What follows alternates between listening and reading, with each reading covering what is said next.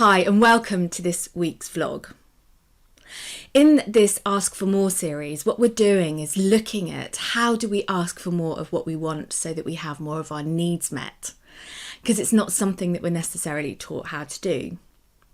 And the thing that's come up for me this week is the messages that we receive as a child and how they start to form our map of the world. Our beliefs, our identity, how we fit in, how we should be, how we shouldn't be. And this has come up for me because my daughter has recently been diagnosed with dyslexia.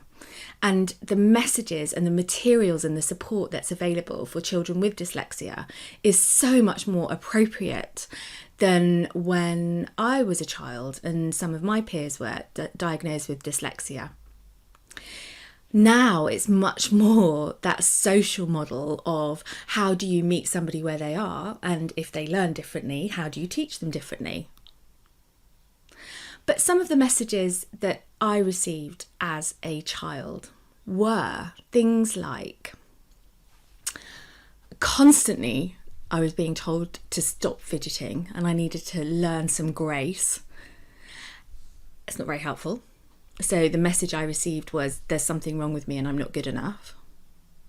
Another message that I heard a lot as a child, not necessarily directly to me, but being said in front of me is, oh, it's such a shame because if she lost that puppy fat, she could actually be really pretty. How many messages did that give me? I'm not enough. You have to be thin. Being pretty is the ultimate aim. And another message that I received often was almost being told off. By the way, I have really lovely parents, but being told off for being oversensitive. You're just being oversensitive. Stop being oversensitive. And again, the message that I received consistently was that there's something wrong with me. I need to fix myself because the way that I'm responding to what's happening is not right, it's wrong.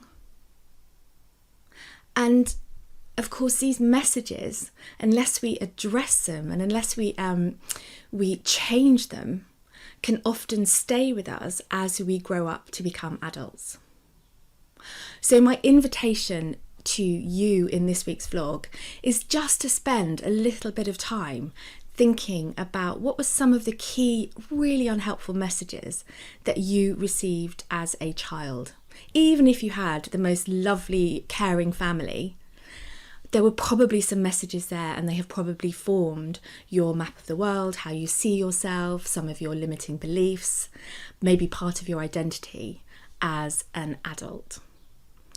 And what is it that you can do to really support yourself, to nourish yourself, to move away from those really unhelpful beliefs?